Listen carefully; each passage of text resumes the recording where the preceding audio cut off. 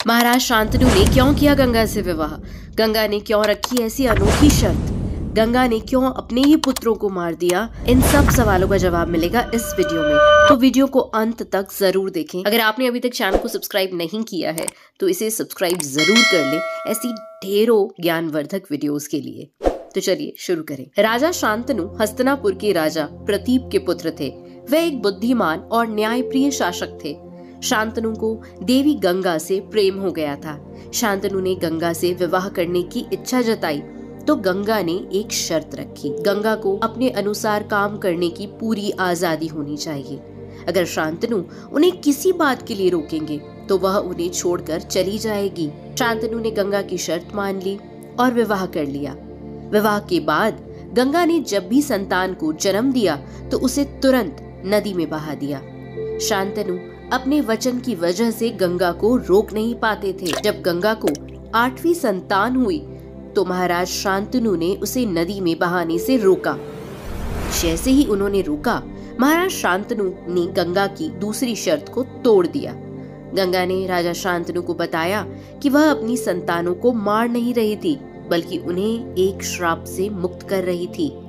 और उनके ये 8 पुत्र वसु थे, जिन्हें वरिष्ठ ऋषि ने श्राप दिया था। वसु असल में इंद्र और विष्णु के अनुयायी माने जाते हैं, जो स्वर्ग में उनके साथ ही रहते थे।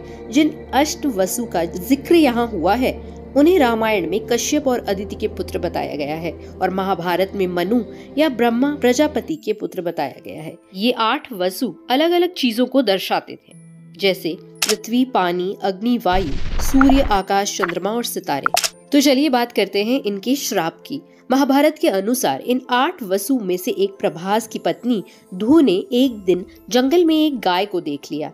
ये गाय कोई आम गाय नहीं थी, बल्कि ऋषि वशिष्ठ की गाय थी, जिसे धरती पर उद्धार करने के लिए भेजा गया था।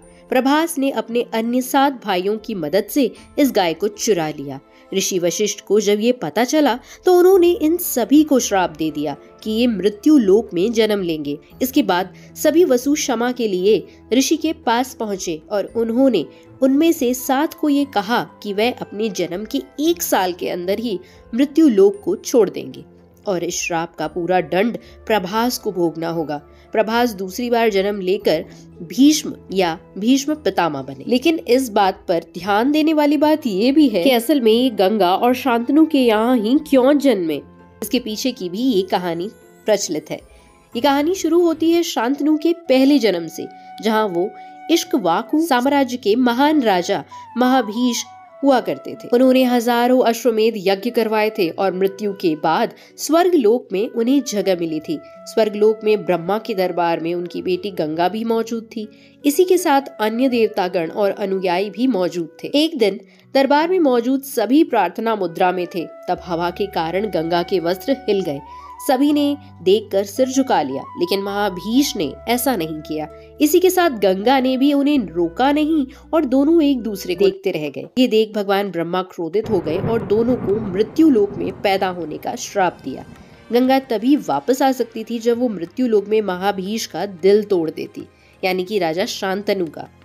ऐसा करने के बाद महाभीष ने ब्रह्मा से क्षमा मांगी और कुरु वंश के राजा प्रतिपा के घर जन्म लेने की बात कही।